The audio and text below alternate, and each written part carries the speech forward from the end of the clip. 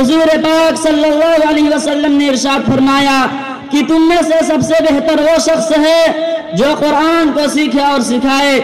دعا کیجئے خدا قدوس ہم سب کو قرآن کی دولت سے مالا مال فرمائے۔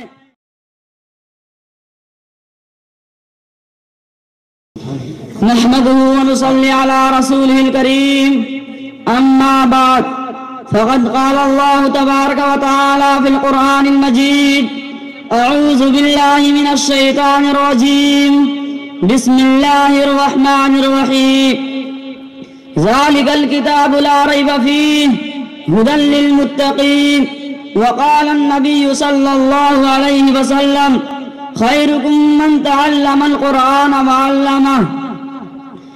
الہی رونق اسلام کے سامان پیدا کر، الہی رونق اسلام کے سامان پیدا کر، دلوں میں مومنوں کے الفت قرآن پیدا کر۔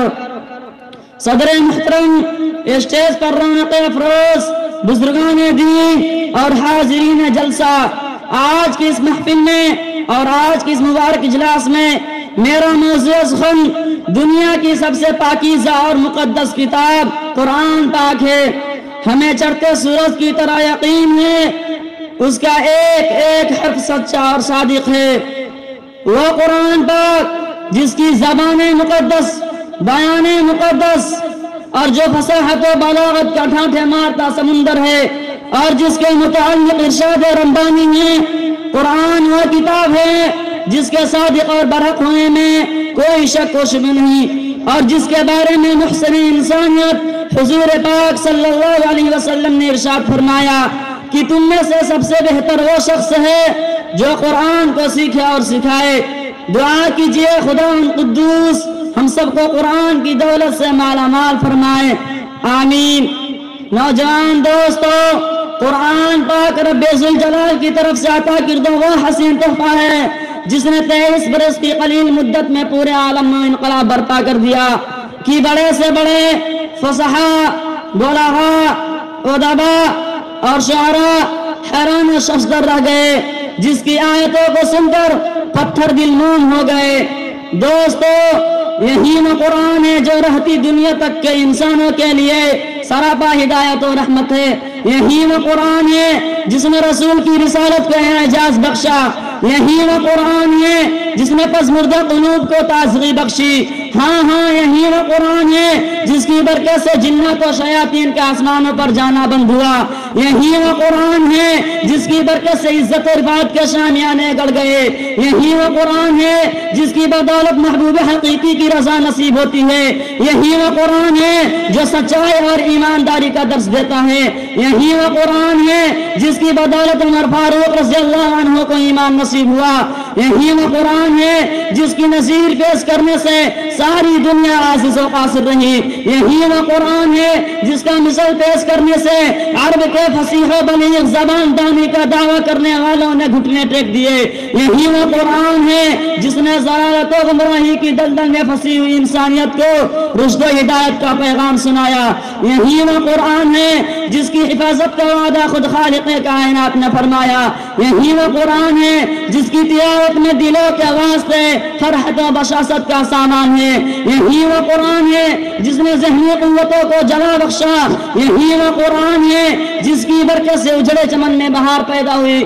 محترم حضرات، آج کے اس نازک دور میں حفظ کلام پاک کو فضول سمجھا جاتا ہے، اس کے الفاظ رٹنے کو حماقت بتلایا جاتا ہے اور کہا جاتا ہے کہ اس کا رٹنا اور بے سمجھے پڑھنا بے سود ہے۔ مگر افسوس، صد افسوس، اس قرآن پاک کے بارے میں ہمارا یہ خیال کہ جس کے بارے میں شہنشاہ وفا جناب محمد رسول اللہ صلی اللہ علیہ وسلم نے ارشاد فرمایا، اقرأ وارتقِ ورتل كما كنت ترتل في الدنيا فإن منزلك عند آخر آية تقرأها۔ قیامت کے دن حافظ قرآن سے کہا جائے گا قرآن پڑھتا جا اور جنت کے درجے پر چڑھتا جا، اور ٹھہر ٹھہر کے پڑھ جیسا کہ تو نے دنیا میں ٹھہر ٹھہر کے پڑھا کرتا تھا، بس تیرا مقام اور ٹھکانہ وہی ہے جہاں آخری آیت پر پہنچے۔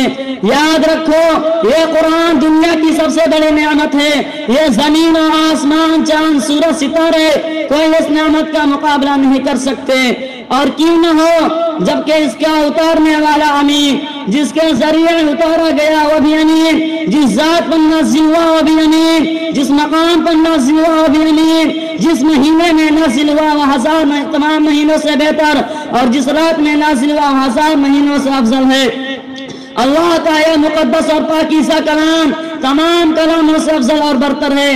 حدیث پاک میں آتا ہے فضل کلام اللہ علی سائر الکلام کفضل اللہ علی خلقی، اللہ کے کلام کو سب کلاموں پر ایسی فضیلت ہے جیسے کہ خود حق تعالی شانہ کو تمام مخلوق پر اللہ کا دلارا خدا کا پیارا نبی ارشاد فرماتا ہے، جس نے قرآن کو پڑھا اور اس پر عمل کیا اس کے والدین کو کل قیامت کے دن سورج سے بھی زیادہ روشن تاج پہنایا جائے گا۔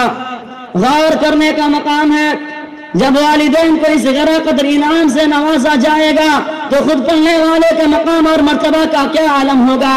حضرات، قیامت کا میدان ہوگا اور ایسے 10 آدمی جن کے لیے جہنم واجب ہو چکی ہوگی، حافظ قرآن اپنی رب کی بارگاہ میں سفارش کرے گا، پروردگار عالم اس کی سفارش قبول کرے گا اور ان کو اس حافظ قرآن پاک کی برکت سے نجات عطا ہوگی۔ مسلمانوں، قرآن کریم وہ عظیم برکت اور سعادت ہے جو روح خداوندی ہے، معدن حیات اور سرچشمہ زندگی ہے، وہ اربقام جو پشتہا پشت سے مردہ چلی آ رہی تھی، دنیا جس کو ذلیل اور حقیر جانتی تھی، کوئی ان کو اونٹ کے گنیوں میں کھیلنے والا سمجھتا، کوئی ان کو جوہلائے عرب کا خطاب دیتا، لیکن جب قرآن آیا تو جن کا نام جوہلائے عرب تھا صحابہ کرام ہو گیا، جن کو نفرت سے یاد کیا جاتا تھا ان کو رضی اللہ عنہ کو رضا عنہ کا اعزاز ملا، جس زمانہ کا نام جاہلیت تھا اس کا نام خیر القرون ہو گیا۔ وہ مردہ قوم جو کروٹ نہیں لے سکتی تھی طاقت و قوت سے ایسی لیس ہو گئی جس نے قیصر و کسریٰ کا غرور خاک میں ملا دیا، بڑی بڑی سلطنتوں اور حکومتوں کا تختہ لڑ دیا۔ محترم حضرات، قرآن آیا تو زمان و مکان میں زندگی آئی، قرآن آیا تو عدل و مساوات کا پیغام آیا، قرآن آیا تو مذہب اسلام پھیلا، قرآن آیا تو مردہ قوم زندہ ہوئی، قرآن آیا تو قیصر و کسریٰ کا غرور خاک میں ملا، قرآن آیا تو باطل کے لہراتے جھنڈے ٹوٹ پڑے، قرآن آیا تو کفر و شرک دم توڑ گیا، قرآن آیا تو ساری کائنات کو نور ملا، قرآن آیا تو انسانوں کے پجاری خدا کے پرستار بنے۔ ہاں مجھے کہہ لینے دیجئے، قرآن آیا تو روشنی آئی، قرآن آیا تو توحید ملی، ایمان ملا، قرآن آیا تو کفر و شرک دم توڑ گیا، قرآن آیا تو احکام ملے، شریعت ملی، قرآن آیا تو امن و امان اور سلامتی آئی، قرآن آیا تو شرافت و عزت ملی، قرآن آیا تو دم توڑتی انسانیت کو حقوق ملے، قرآن آیا تو ضلالت و گمراہی کی وادیوں میں بھٹکتے ہوئے انسانوں کو درد و غم ملا، قرآن آیا تو دوستو سب کچھ ملا، مگر افسوس سب افسوس، ہم نے قرآن کے دامن مقدس کو ترک کر دیا، ہم نے اس کی پاکیزہ تعلیمات کو بھلا دیا۔ نتیجہ یہ ہوا کہ وہ مسلم قوم جس کی سر پر عزت و رفعت کا تاج تھا ذلت و رسوائی کی غار میں جا گری، وہ قوم کامیابی جس کے آگے بڑھ کے استقبال کرتی تھی ناکامی اس کا مقدر بن گئی، وہ مسلم قوم جس کی ایک آواز پر افریقہ کے جنگل میں رہنے والے خونخوار درندوں نے میدان خالی کر دیا تھا، آج ایک چیونٹی بھی اس کا حکم ماننے کو تیار نہیں، وہ قوم جس نے حکومت و سلطنت کا فریضہ انجام دیا تھا آج غلامانہ زندگی بسر کر رہی ہے، وہ قوم جس نے کبھی حاصل کی۔ بھائی ہمارے مہمان خصوصی حضرت مولانا انوار اللہ فلک صاحب تشریف لا چکے ہیں، ہمارے مہمان خصوصی حضرت مولانا انوار اللہ فلک صاحب تشریف لا چکے ہیں۔ آپ سبھی حضرات سے درخواست ہے جو حضرات باہر ادھر ادھر ٹہل رہے ہیں یا اپنے کاموں میں مشغول ہیں ان سے درخواست ہے کہ جلسہ گاہ میں تشریف لائے۔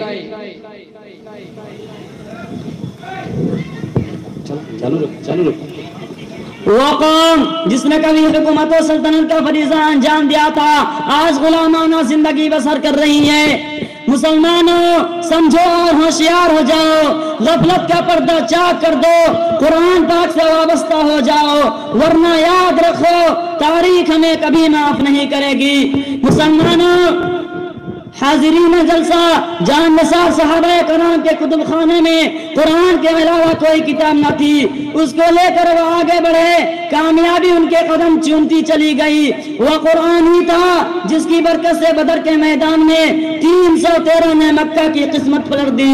آج ہم ہیں کروڑوں میں مگر دوسری قومیں ہم پر سوار ہے، جان ہماری محفوظ نہیں، مال ہمارا محفوظ نہیں، عزت و آبرو ہماری کھلواڑ ہے، نہ ہماری مساجد محفوظ ہے اور نہ ہماری مدارس محفوظ ہے، ظلم و ستم کی چکی ہمارے لیے گھوم رہی ہے۔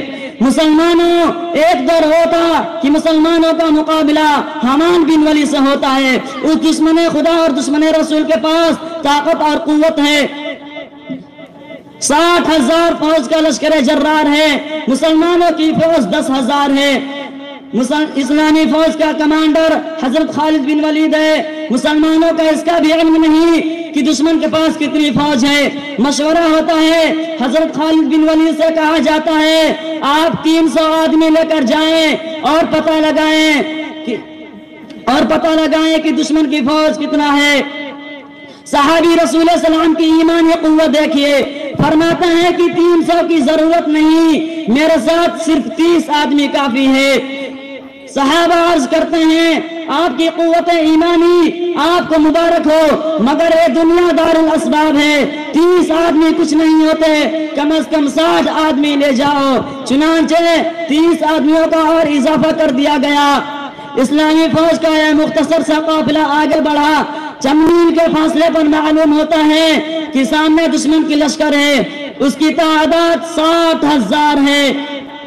حضرت خالد بن ولید کی ایمانی حرارت جوش میں آئی، فرمایا کہ سامنے دشمن کا لشکر ہے، میری رائے ہے ادھر منتظر صحابہ کرام کو اطلاع کرنے کی ضرورت نہیں، ان سے مقابلہ کے لیے ہم کافی ہے۔ سب نے ایک زبان ہو کر کہا ہمیں شوق شہادت ہے، جب شہادت سامنے ہے تو دشمن کی کثرت اعداد سے پرواہ کیا ہے۔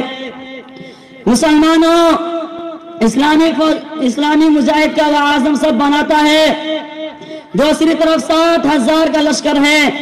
حمان بن ولی آگے بڑھتا ہے اور کہتا ہے ہم تو سمجھتے تھے مسلمان قوم بڑی سمجھدار ہے، لیکن معلوم ہوتا ہے تم احمق ہو، 60,000 سے لڑنے کے لیے صرف 60 آدمی لے کر آئے ہو، جاؤ ہم تم پہ رحم کھاتے ہیں اور 2 بورے کھجور اور چند اشرفیہ دے دیتے ہیں، کیوں اپنی جانوں پر ظلم کرنے آئے ہو؟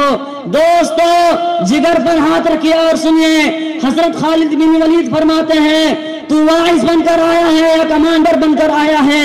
تجھے شرم نہیں آتی کہ اپنی بزدلی کو آواز کے پردے میں چھپاتا ہے؟ تم میں لڑنے کی طاقت و قوت نہیں۔ حمان بن ولی اسلامی مجاہد کا للکار کو سن کر جوش میں آتا ہے، فوج کو حکم دیتا ہے پکڑ لو ان 60 آدمیوں کو۔ چنانچہ 60,000 کا حملہ ہوتا ہے، راوی اس میں ارمین گھس جاتے ہیں۔ راوی کہتا ہے رسول خدا کے وہ جان باز سپاہی گھستے ہوئے تو نظر آئے، پھر پتہ نہیں وہ کہاں ہیں، سوائے تلواروں کے چمک اور کھچا کچ سے کچھ نظر نہ آتا تھا۔ صرف 3 گھنٹے میں جنگ کا فیصلہ ہو جاتا ہے، تاریخ شاہد ہے، زمین و آسمان گواہ ہے، 60 نے 60,000 کا منہ پھیر دیا۔ حضرات، میں پوچھنا چاہتا ہوں کہ وہ کون سی چیز تھی جس نے صحابہ میں یہ طاقت اور قوت پیدا کی؟ دوستو، یہی وہ قرآن پاک تھا جس نے 1 کو 1,000 پر بھاری کر دیا۔ کسی نے سچ کہا، وعدہ غلبہ ہے مومن کے لیے قرآن میں، وعدہ غلبہ ہے مومن کے لیے قرآن میں، پھر جو تو غالب نہیں کچھ ہے کسر ایمان میں۔ محترم حضرات، اگر ہم ماضی کی طرح حال و مستقبل کو روشن اور تابناک بنانا چاہتے ہیں تو قرآن پاک سے وابستہ ہونا ہوگا، اسے سینے سے لگانا ہوگا۔ اگر ہم چاہتے ہیں کہ دنیا کے ساتھ ہماری آخرت بھی سنور جائے تو اس کی تعلیمات پر عمل کرنا ہوگا۔ اسی پر اپنی تقریر کو ختم کرتا ہوں، دعا کیجئے اللہ تعالی ہم تمام مسلمانوں کو قرآن سیکھنا اور سکھانے اور اس پر عمل کرنے کی توفیق نصیب فرمائے، آمین۔ وما علینا الا البلاغ۔